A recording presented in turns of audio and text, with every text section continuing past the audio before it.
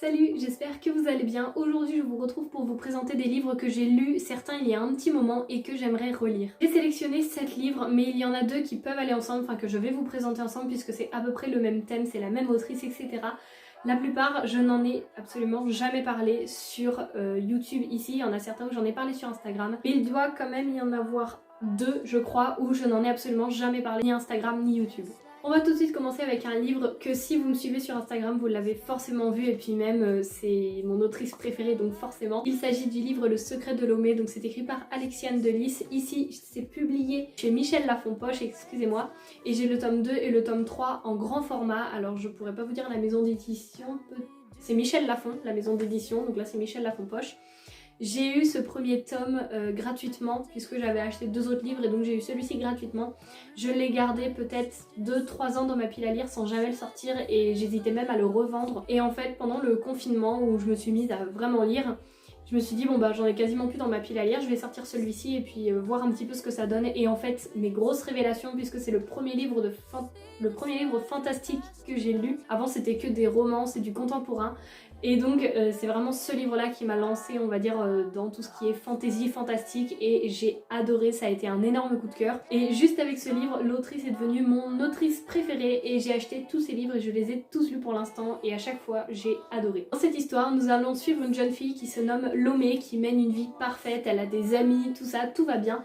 Et lors d'une excursion dans une grotte, il me semble, elle va tomber et en fait, lorsqu'elle va se réveiller, elle va être dans un autre monde, dans une autre contrée qui est terriblement dangereuse et qui se nomme Balshanta. Donc c'est un monde peuplé de créatures, d'êtres qui ne sont pas du tout comme elle. Et la jeune fille découvre que toute la civilisation est organisée en castes et que elle se retrouve dans le rang un petit peu des esclaves. Voilà pour le résumé de cette histoire. Moi je ne l'avais pas du tout lu avant de me lancer parce que je me suis dit bon on verra, je m'attendais même à ne pas aimer cette histoire. En fait tous les livres j'ai l'impression que je n'attends rien, c'est à ce moment-là où j'aime de plus en plus. J'aurais pu aussi placer Amazonia dedans mais j'ai dit non Camille, n'abuse pas, tu abuses un petit peu déjà trop avec ce livre. Donc je ne l'ai pas placé ici, ne vous inquiétez pas parce que j'y ai pensé mais je ne l'ai pas fait. Pourquoi est-ce que j'ai adoré ce livre? Alors je pourrais pas vous dire de raison particulière, mais enfin j'ai un avis que j'ai écrit, détaillé tout ça, mais je veux pas reprendre le carnet, je veux faire ça plutôt spontanément. Je l'ai adoré tout simplement parce que je pensais ne pas aimer et que c'est ce livre qui m'a fait découvrir les univers fantastiques. J'ai découvert que c'est quelque chose que j'ai adoré et en plus avec ce livre là bah forcément ça m'a tout de suite plu. Pour continuer, je vais vous présenter les 2 livres que j'ai rassemblés puisqu'il s'agit de la même autrice. Il s'agit de Chère Mamie et Chère Mamie au pays du confinement. C'est écrit par Virginie Grimaldi et c'est publié chez Fayard, le livre de poche. Dans ces 2 livres, on va tout simplement être pas sur une histoire comme dans un roman, on va dire classique, mais où en fait Virginie va écrire des lettres à sa grand-mère, à ses grands-parents, et elle partage en fait toutes ces lettres, les photos qu'elle partage, et c'est vraiment rempli d'humour, rempli d'amour. C'est tellement beau. Je vais vous montrer un petit peu comment est-ce que c'est fait, mais on a déjà, par exemple dans celui-ci c'est séparé par saison. Et dans Chère Mamie au pays du confinement, en fait c'est chaque jour du confinement. Elle a écrit une lettre par jour et je peux vous dire qu'on passe un excellent moment. Ce n'est pas du tout angoissant ou autre comme on peut le penser avec la période où on a tous été confinés. Moi j'ai trouvé ces livres juste géniaux, les tournures de phrases, sa façon de s'exprimer m'a vraiment plu. On a, bah tenez je tombe sur une photo d'une bibliothèque. Mais vous voyez, on a tout le temps des images qu'elle a pris avec après le petit texte qui va avec. Et je trouve que c'est génial, vraiment je peux que vous le conseiller. Si vous n'avez jamais lu du Virginie Grimaldi, on se situe généralement dans ces livres sur du feel good, des choses comme ça. Parfois aussi de la nostalgie, par exemple avec le livre Quand nos souvenirs viendront danser. Mais pour ces 2-là, ce sont vraiment des lettres qu'elle a écrites à sa grand-mère. Elle parle donc sur elle, sur sa famille, sur les conditions actuelles ou autres, mais toujours remplies d'humour et de bienveillance. Je peux que vous conseiller de lire ce livre si à un moment vous avez envie, tout simplement que vous vous sentez pas dans une période où vous êtes très bien et que vous avez juste envie de lire un truc qui prend pas la tête et qui même va vous faire rire. Moi je peux vous dire que ces livres-là, c'est pour ça que je les ai mis, on va dire, dans la petite pile que j'aimerais relire. Enfin je me suis pas fait une pile à relire, mais s'il y a des livres que je voudrais relire, déjà il y a ceux-là. Parce qu'ils se lisent hyper rapidement. En une après-midi, les livres sont lus puisqu'à chaque fois ce sont des lettres sur une journée. Et en plus on passe un super moment, on rigole, on sourit tout le long, c'est vraiment beau, c'est vraiment des moments partagés en fait. Et donc voilà, enfin, j'ai pas grand chose à dire de plus, mais je pense que c'est suffisant. Dans cette sélection, j'étais obligée de placer une réécriture de conte, bien évidemment. Et donc j'ai choisi un Twisted Tale. J'aurais voulu en placer plusieurs, mais je me suis dit non, tu vas pas placer non plus tous les Twisted Tale, prendre toute la pile et puis toute la présenter. Ça ne sert absolument à rien. Et s'il y en a un que je devrais relire tout de suite maintenant, ce serait celui de Mulan sans hésitation, donc c'est Réflexion. C'est Et si Mulan avait dû voyager dans le monde des morts, et donc là c'est écrit par Elisabeth Lim et c'est publié chez Hachette Heroes. Je vais pas vous faire un petit résumé de Mulan ni le résumé qui est derrière, mais tout simplement, vous inquiétez pas, il n'y a aucun spoil, mais si vous connaissez le Disney, si vous l'avez déjà vu, du moins j'espère que vous l'avez déjà vu. Le début de cette histoire se situe au moment de l'avalanche contre les ennemis où il reste plus qu'un canon à tirer et Mulan décide de s'en occuper et de tirer ce canon. Et c'est à partir de là qu'on va avoir justement le twist un peu de l'histoire où un seul détail va changer et tout le reste de l'histoire va être différente que par rapport au Disney de base. Celui-ci, je l'ai adoré, je crois que c'est le meilleur pour moi avec celui d'Aladin. Pourtant celui d'Aladin ne plaît pas énormément et moi je l'ai beaucoup aimé. J'ai beaucoup aimé aussi celui de La Belle et la Bête. Mais alors celui-ci, je l'ai trouvé juste hyper construit, creusé, vraiment... Enfin pour moi je voyais les personnages, je voyais tout ce qui se passait, j'imaginais vraiment les décors avec le caractère des personnages. Et en tout cas voilà, je peux pas vous en dire grand chose de plus non plus, mais si vous avez aimé Mulan, si vous aimez tout ce qui est univers du Japon, si vous aimez les Disney, si vous aimez les réécritures de contes, bah voilà, je pense que j'ai pas besoin non plus de vous donner mon avis bien précis et bien détaillé pour vous donner envie de lire une réécriture de contes parce qu'il y en a tellement qui sont géniales, mais alors celui-ci je l'ai trouvé, enfin pour moi c'est le top. Le 5e livre de cette petite sélection, il s'agit d'un livre que je n'ai pour le coup jamais, je n'en ai jamais parlé ni sur YouTube ni sur Instagram et que je pense peut-être relire pendant les vacances de Noël. Il s'agit du livre Les contes au coin du feu, écrit par Gabriel M. Cassas et c'est publié dans la maison d'édition Le Hibou Mécanique. Déjà regardez le livre, je le trouve super beau, je le trouve assez simple mais en même temps très très beau. Et en fait ça va tout simplement être des contes, donc je vous lis le petit résumé, c'est écrit: des princesses ensorcelées, des rois cruels et cupides, des princes téméraires, des enfants imprudents et des marâtres crachant des horreurs, 20 histoires dans lesquelles il est monnaie courante de croiser une fée. Donc ce sont vraiment tout simplement des contes, ça va pas chercher très loin, c'est pas non plus de la fantaisie ou des choses comme ça. Mais c'est un livre, enfin c'est le plus vieux livre de ma bibliothèque pour vous dire. C'est un livre que j'ai vraiment envie de relire, peut-être un conte par jour pendant la période de Noël ou quelque chose comme ça, je ne sais pas encore. Mais vraiment j'aimerais beaucoup le relire et je trouve ce livre très très beau. Et je pourrais pas vous dire depuis quand je l'ai parce que je n'en sais rien, mais depuis très longtemps. L'avant-dernier livre que je vais vous présenter, celui-ci je vous en ai parlé sur Instagram mais jamais sur YouTube. Il s'agit d'un livre fantastique plutôt je crois, je ne sais pas. C'est un bon bébé. Il s'agit du livre d'Harry l'Ouvre-Monde. C'est écrit par Olivier Perroux et c'est publié chez Michel Lafon. Je l'ai acheté chez Nose. De base, le prix, il est à 22,95 €. Donc c'est un bon livre. Et chez Nose, je l'ai payé 4 €. Alors pour le coup, là, la couverture derrière, elle est pliée. Mais c'est moi en fait. Je sais pas comment j'ai fait. Je crois que...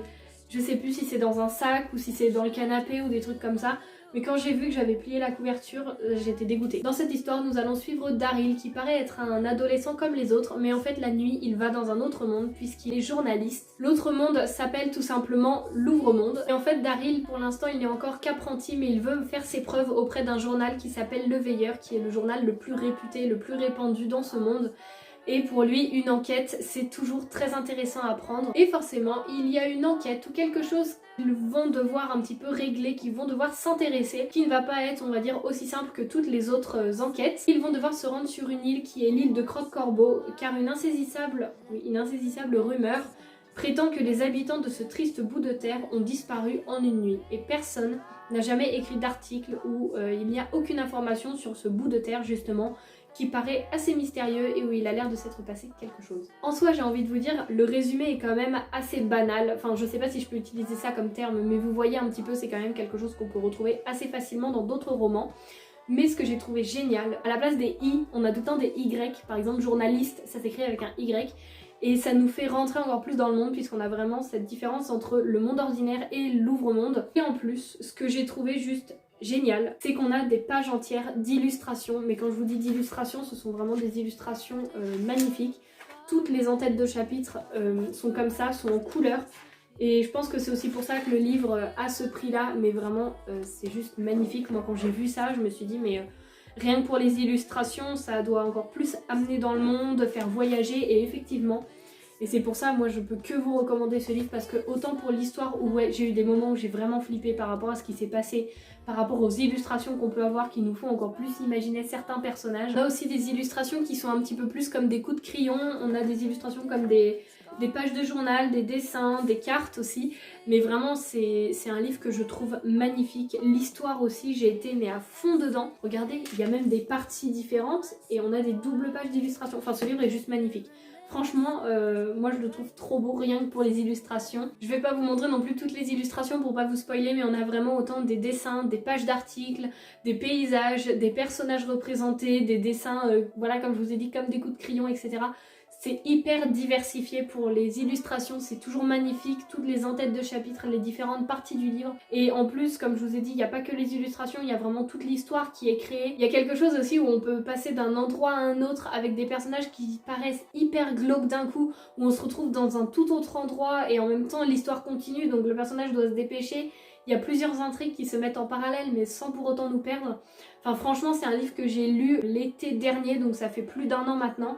Mais j'en garde encore de super souvenirs et si j'avais, enfin en soi je peux avoir le temps de le lire, mais avec tous les livres que j'ai à lire encore derrière, je veux d'abord avancer dans mes lectures et pas le relire tout de suite. Mais vraiment moi c'est un livre que j'avais adoré, j'avais passé 1 semaine dessus, mais c'était une super lecture où j'avais vraiment adoré me plonger dedans. Et pour le dernier livre que je veux vous présenter, je n'en ai jamais parlé ni sur YouTube ni sur Instagram, ça fait bientôt 2 ans que je l'ai lu. Mais j'en ai encore énormément de souvenirs parce qu'en fait c'était une période où je lisais très peu, où je lisais, pour lui en fait il m'a duré, je l'ai commencé je crois, je l'ai eu à Noël, donc je l'ai eu le 25 décembre et je l'ai terminé en février, donc pour vous dire ça m'a quand même tenu un petit peu, mais c'est pour ça aussi que j'en ai autant de souvenirs et franchement j'adore. Alors maintenant je ne pourrais plus passer autant de temps sur une lecture parce qu'en fait je peux pas m'arrêter de lire et c'est fou. Mais vraiment ce livre je l'avais adoré, j'aimerais beaucoup le relire, sachant que c'est un tome 1, je pense que ça va être une tétralogie, une quadrilogie, je ne sais pas comment est-ce qu'on dit. Mais ça fait 2 ans et à un moment il va falloir que les autres tomes sortent parce que ce livre est vraiment magnifique. Il s'agit de Moitié d'âme, donc c'est la chronique des 5 trônes, c'est écrit par Anthelme Hochkorn et c'est publié chez Gulfstream Éditions. Déjà, est-ce que j'ai besoin de vous montrer la beauté du livre? Juste, ce livre est magnifique. Au début, on a une carte et toutes les en-têtes de chapitres sont comme ça avec les 5 trônes. Donc voilà, là on va être sur saison de l'hiver, je pense qu'on le voit un petit peu avec le paysage, mais vraiment même la couverture est juste super belle. Moi j'ai même pas lu le résumé, hein, juste avec le livre. Je sais qu'on va y suivre 2 personnages, alors de nom si je me trompe pas parce que ça fait quand même un petit moment que je l'ai lu. On va suivre Liutgarde et Rollon et pour la suite je vais vous lire le résumé parce que je ne saurais pas vous redire les termes exacts et puis même je pense que ça va être plus du fouillis qu'autre chose, donc on va se contenter au résumé du livre. La magerie n'obéit qu'à un seul principe, elle ne peut s'exercer qu'à 2. Liutgarde le sait, elle a pourtant fui hors terre, l'époux qui lui avait été imposé, renonçant ainsi à son pouvoir. Exilée au nord des terres, elle serait morte sans l'aide des caravaniers et de Rollon, un mage à l'esprit torturé. Épris l'un de l'autre, Liutgarde et Rollon se déplacent en roulotte avec leur communauté dans l'hostile forêt de la Sylverie, ancien royaume des Fae de l'hiver. Mais l'équilibre de cette vie en cavale va complètement basculer, les obligeant à régler les dettes de leur vie antérieure. Car dans ce monde, tout se sait et tout se paie un jour. Leur pouvoir et leur amour suffiront-ils à les protéger? Des caravanes, un voyage, des secrets, des vies antérieures, de la magerie, de la fantaisie, moi il m'en faut pas plus. C'est vraiment de la fantaisie qui est abordable si vous en lisez très peu ou pas du tout. Parce que moi c'est mon premier livre de fantaisie, donc forcément j'ai tout compris, j'ai trouvé que c'était très simple à comprendre. Et je me suis attachée à tous les personnages, je les ai vraiment adorés, il se passe des choses. Je me souviens même les morts qu'il y a eu, vous vous rendez compte? Comment est-ce que l'histoire finit, tout ça je m'en souviens. Alors que ça fait quand même très longtemps que je l'ai lu, pour vous dire, ce livre vraiment... Ça a été une super lecture, mais il est peut-être dans mes coups de cœur 2020, donc peut-être que je vous l'ai juste montré dans la publication sur Instagram, mais sinon je vous en ai pas parlé avec un avis lecture, tout ça, un résumé, etc. Mais vraiment celui-ci je peux que vous le conseiller parce que j'ai trouvé que l'univers était très riche, les pouvoirs développés étaient juste géniaux, on va apprendre plein de choses. Chaque personnage a, je vais pas dire des dons, son activité de prédilection plutôt. Et c'est quelque chose que j'ai trouvé très bien car chaque personnage on les associe avec une activité, ils ont chacun leur rôle, leur caravane. Par exemple là je pourrais plus vous dire quand je vois ça comme ça quelle caravane appartient à qui. mais en lisant le livre avec tout ce qu'on a, les descriptions et même la façon des personnages de vivre, etc., on arrive à savoir laquelle appartient à qui, à quel groupe, à quel couple un petit peu, que ce soit des couples de sœurs, des couples d'amis ou autres, car on en a aussi dans les caravanes. Mais franchement, ce livre est juste génial quoi. Voilà la petite sélection de livres que j'aimerais relire parce que je les ai adorés pour des raisons vraiment diverses et variées. Mais ce sont que des livres que je peux vous recommander. Et en fait là je me rends compte que quasiment tous les titres sont à l'envers. Donc c'est... Ouais mais c'est que si je fais ça, les plus petits se retrouvent en dessous et j'aime pas trop. Visuellement je trouve que c'est pas très beau. Mais bon c'est pas grave. En tout cas j'espère que cette vidéo vous aura plu, que peut-être je vous aurai fait découvrir des livres et peut-être vous donner envie d'en lire certains. Le fait de les ressortir de ma bibliothèque, de vous les présenter, ça m'a donné envie de me replonger dans ces histoires. Et même le fait de relire les résumés et de vous en reparler, ça m'a fait plonger un petit peu dans ces univers, ça m'a refait penser à certains passages et j'ai beaucoup aimé, je trouve que c'est super. Et voilà, en tout cas, je vais poser ça parce que ça me fait mal au bras. En tout cas, j'espère que cette vidéo vous aura plu, que vous aurez passé un bon moment. Et puis moi, je vous dis à la semaine prochaine pour la nouvelle vidéo. Salut!